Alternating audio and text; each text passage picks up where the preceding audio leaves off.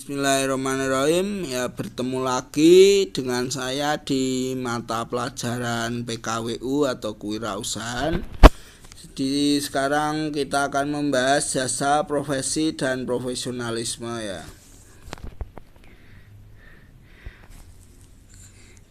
Jadi jasa, profesi, dan profesionalisme ini ya, jadi sektor jasa itu terus tumbuh dan berkembang ya.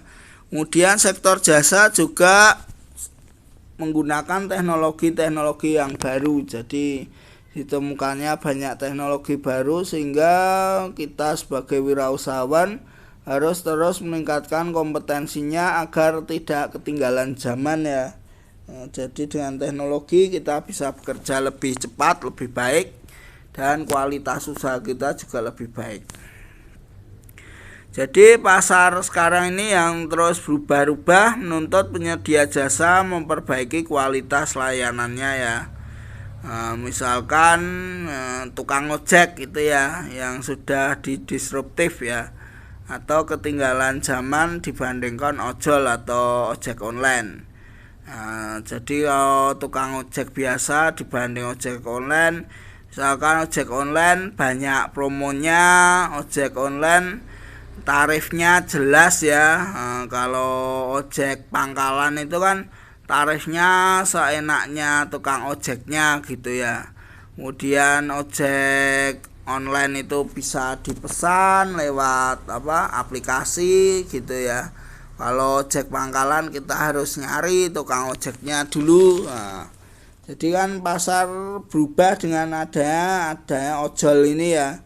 Maka ojek pangkalan mulai tergusur karena dia tidak bisa menyamai kualitas pelayanan ojek online seperti itu misalkan. Jadi penyedia jasa profesi di era sekarang ini harus punya profesionalisme ya. Jadi profesionalisme ini ialah sikap dari seorang profesional. Profesional itu ialah orang-orang yang punya tolak ukur perilaku yang tinggi hingga melayani masyarakatnya dengan baik ya, sehingga akhirnya kualitas masyarakat, kualitas kehidupan kita sehari-hari bisa semakin baik. Jadi wirausahaan bidang jasa profesi itu sangat penting untuk terus meningkatkan kompetensi atau keahliannya. Kemudian selanjutnya ada ciri-ciri profesional ya, yaitu pertama terus-menerus mengembangkan ilmu dan keahlian. Yang kedua punya keahlian khusus dengan latar belakang pendidikan tertentu. Lalu ada mandiri dan independen. Jadi profesional itu tidak bersandar pada pendapat orang lain ya, atau profesional lain. Misalkan seorang dokter dia ya bisa punya pendapat sendiri. Maka kita kalau didiagnosa penyakit berat gitu ya, boleh punya second opinion ya, atau mendatangi dokter lain untuk meriksa apakah betul diagnosanya tepat seperti itu atau ada diagnosa lain. Kemudian bekerja sebagai kegiatan utama. Jadi pekerjaannya itu ya didahulukan misalkan dari kepentingan keluarganya gitu ya. Misalkan seorang dokter itu apalagi yang spesialis, dia bisa sampai malam ya, sampai jam 11 malam misalkan di rumah sakit Sadewa itu ya, ibu dan anak itu. Kalau kalian periksa di situ, dokternya ada yang bisa jam 11 malam sampai jam 1 pagi gitu ya.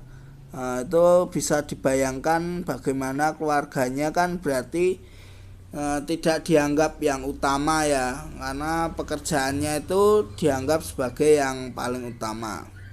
Lalu cara kerja tertib dan bertanggung jawab. Seorang profesional dia tahu pekerjaannya itu harus dilakukan dari mana, jadi ada standar operation procedure atau SOP dan tanggung jawabnya jelas.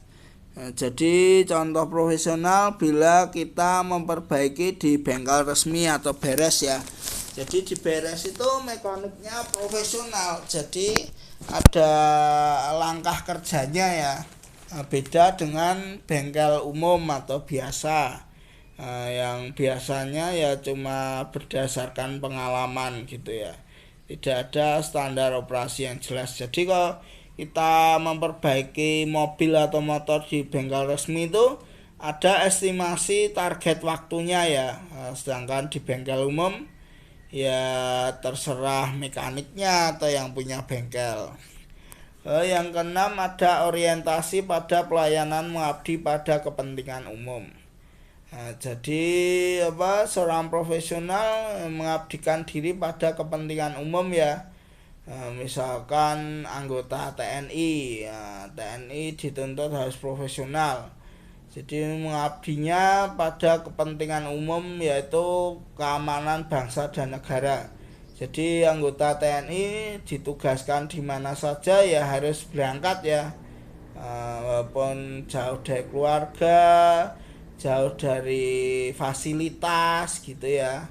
Misalkan TNI AL bertugas di tengah laut di kapal gitu ya, ya harus dilaksanakan. Kemudian anggota Polri, kemudian juga guru-guru yang ditugaskan di daerah terpencil, itu rela berpisah dengan keluarga untuk mengabdi pada kepentingan umum masyarakat di sana. Begitu juga dokter dan tenaga kesehatan ya. Banyak misalkan pada waktu masih dokter muda itu ya kadang ya ditugaskan dulu di luar, di daerah terpencil, terbelakang, tertinggal seperti itu. Selanjutnya ada ciri wirausahawan. Nah, ini mata pelajaran PKWU, prakarya kewirausahaan. Kita harus tahu ciri-ciri wirausahawan. Yang pertama, melangkah dengan orientasi efektivitas dan efisiensi. Jadi wirausahawan atau pengusaha itu berpikirnya efektif dan efisien ya. Misalkan kita besok jadi karyawan di usaha. Jadi kalau kita sebagai karyawan itu tidak dianggap efektif dan efisien, ya kita akan dibuang oleh perusahaan itu ya, atau diganti dengan tenaga kerja lain yang lebih efektif dan efisien. Kemudian juga karyawan yang bekerja efektif dan efisien atau berpengaruh pada efektivitas perusahaan, dia pasti akan cepat naik pangkat seperti itu. Yang kedua, memiliki jiwa kepemimpinan. Jadi seorang wirausahawan harus bisa memimpin dirinya sendiri dan bisa memimpin orang lain ya. Misalkan memimpin dirinya, jadi wirausahawan itu tidak boleh bermalas-malasan. Misalkan kita membuka warung soto ya. Kalau membuka warung soto untuk target konsumen kita orang yang sarapan, kita masaknya dari jam 3 pagi gitu ya, seperti itu misalkan. Kemudian bertindak sebagai motivator. Jadi harus bisa motivasi diri sendiri. Dunia usaha, dunia wirausaha itu banyak dengan kegagalan ya. Kalau tidak bisa memotivasi diri sendiri, tidak bisa memotivasi karyawan, banyak yang memilih jalan pintas ya, mungkin bunuh diri gitu ya. Misalkan dulu ada cerita gitu pengusaha di bidang promotor event ya, ternyata tiket dari konsernya itu tidak laku gitulah. Jadi dia banyak menanggung hutang. Akhirnya dia memutuskan itu ya menabrakkan diri ke kereta api ya di bawah jembatan itu yang dekat bandara itu ya. Itu kan berarti dia tidak bisa memotivasi dirinya, sehingga ya memilih jalan pintas. Selanjutnya berani ambil resiko. Jadi menjadi wirausahawan itu ya harus berani ambil resiko untuk rugi, untuk gagal, untuk misalkan diputus pacarnya atau diceraikan suami atau istrinya ya karena kegagalan itu ya. Jadi misalkan wirausahawan dulu Bob Sadino ya yang ada bukunya, Jadi Bob Sadino itu dia membuka usaha nggak cari untung tapi cari rugi ya. Jadi kalau kita cari rugi, kita usaha itu kemudian mengalami kerugian, kita tidak terlalu sedih ya. Karena memang usaha itu ya potensi kerugiannya besar sebetulnya. Lalu semangat mengatasi kesulitan. Jadi seorang wirausahawan kesulitan apa saja harus mampu diatasi ya. Kalau tidak mampu ya bertanya atau berdiskusi pada orang lain seperti itu. Kemudian punya daya inovasi, kreasi dan imajinasi tinggi. Wirausahaan dituntut punya inovasi, kreasi dan imajinasi ya. Misalkan bakul atau pedagang mie ayam itu ya, mie ayam kan banyak sekali ya, karena udah banyak harus ada inovasi nih. Apa inovasinya? Lalu muncul mie ayam goreng, lalu muncul mie ayam yang disajikan di atas wajan, lalu muncul mie ayam yang disajikan dengan mangkok dari pangsit, jadi mangkoknya bisa dimakan. Dan mie ayam lain sesuai inovasi, kreasi dan imajinasi ya. Misalkan ada mie ayam yang hijau gitu ya, hijau karena dicampuri sayuran gitu ya. Kemudian yang terakhir, yang ketujuh tepat dalam menerapkan prinsip ekonomi. Jadi wirausahawan itu harus tepat ya, misalkan kulaan ya mencari tempat yang murah gitu ya. Kemudian kalau menjual ya harus ada untungnya, jangan jual rugi, nanti tidak balik modal. Kemudian kedelapan, memilih sistem manajemen yang tepat. Jadi ilmu manajemen bisa kalian browsing di Google ya. Ada banyak sekali sistem manajemen ya, pilihlah yang sesuai dengan usaha kalian. Kemudian adaptif terhadap perubahan lingkungan. Misalkan sekarang ini ya baru pandemi corona, wirausahawan usahanya misalkan usaha retail gitu ya, buka mall gitu ya, berubah ke online gitu ya, karena ada kebijakan PSBB seperti itu. Yang ke-10, berpikir analisis. Jadi wirausahawan itu harus mampu menganalisis hal-hal yang terjadi pada usahanya ya. Misalkan analisis sekarang ini usahanya baru pandemi, omsetnya menurun, apa yang harus dilakukan untuk menyelamatkan usahanya itu, seperti itu. Kemudian yang ke-11 yang terakhir yaitu melakukan review untuk perkembangan berkelanjutan. Jadi wirausahawan itu harus melihat usahanya ya, jadi ada review tiap catur bulan atau tiap 3 bulan, triwulan atau tiap semester atau tiap tahun ya. Maka tiap perusahaan itu pasti ada rapat umum pemegang saham ya, atau rapat tahunan untuk kita lihat penjualannya bagaimana, bulan apa yang penjualannya meningkat, bulan mana yang penjualannya seret sehingga harus ditingkatkan, seperti itu. Kemudian sekarang juga ada perubahan gaya hidup masyarakat ya. Jadi karena tingginya peran media elektronik dan kemudian akses informasi serta peningkatan ilmu dan teknologi, sehingga gaya masyarakat hidup berubah ya. Sekarang ini zamannya masyarakat atau konsumen itu ingin yang instan, ingin yang cepat, ingin yang mudah, ingin yang murah, seperti itu ya. Karena itu wirausahaan harus peka terhadap perubahan yang ada dan selektif dalam membuat jasa pelayanan untuk masyarakat. Misalkan zaman dulu ya, belum zaman pasar penjualan online, kita kalau melihara mobil atau motor yang sudah tua atau sudah tidak ada produsennya di Indonesia, pasti takut ya. Sekarang di zaman online ini spare part itu kita bisa cari lewat online, seperti itu. Kemudian kadang barang-barang yang dijual online itu biasa lebih murah ya daripada barang yang ada di toko sekitar kita, seperti itu. Bagi kalau ada promo-promo, jadi kita bisa memanfaatkannya untuk mendapatkan barang yang lebih murah. Kemudian selanjutnya ada kode etik ya. Nah, kode etik ini wajib dimiliki oleh seorang profesional ya. Jadi kode etik ini ialah pedoman yang komprehensif dan integratif tentang sikap perilaku yang harus dimiliki seseorang dalam profesi tersebut. Nah, ini salah satu materi dalam LSP Profesiensi atau sekolah profesi itu ya tentang kode etik ini ya.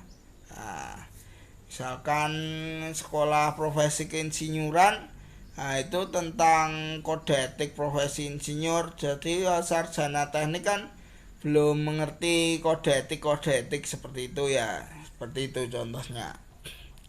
Jadi kode etik itu dibuat oleh para profesional untuk pedoman dalam menegakkan disiplin di kalangan profesi dan membuat seorang profesional itu mengembangkan nilai-nilai ya, baik nilai internal maupun eksternal dalam kehidupan sebagai pedoman dalam mencapai keselarasan dalam memberikan pelayanan.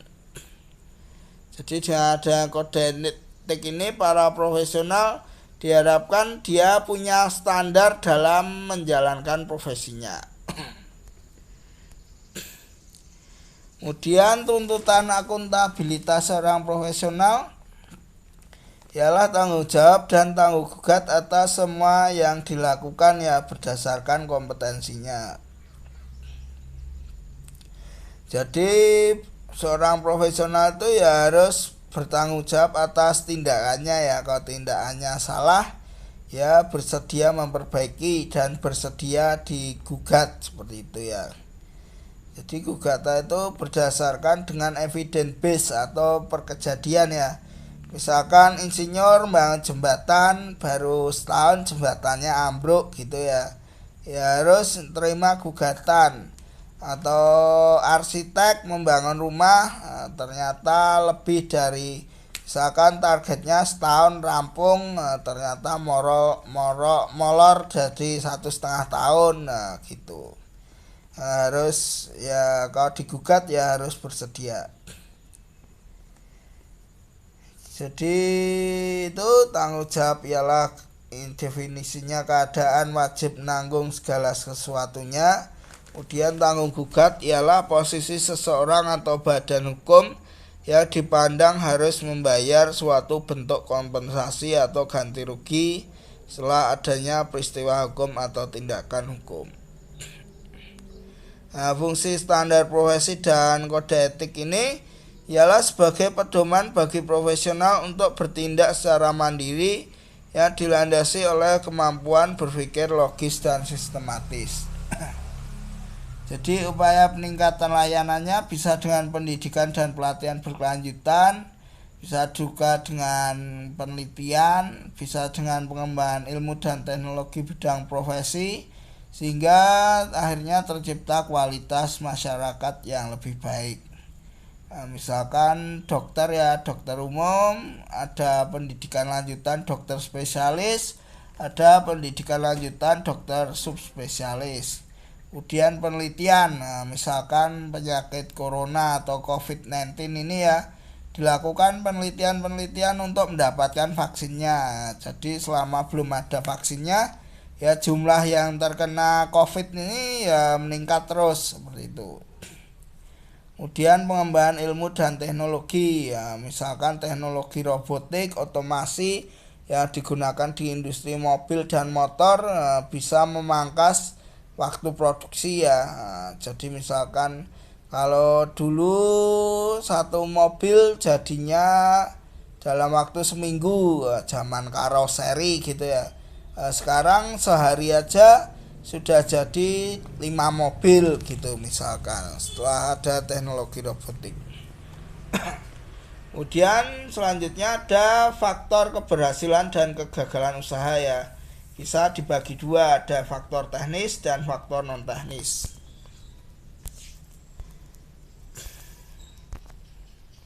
Nah, kalau faktor teknis juga cuma ada dua ya, dengan menjaga kualitas produk yang dihasilkan dan menjaga kuantitas atau jumlah produk yang dihasilkan. Nah, jadi diingat-ingat seperti itu.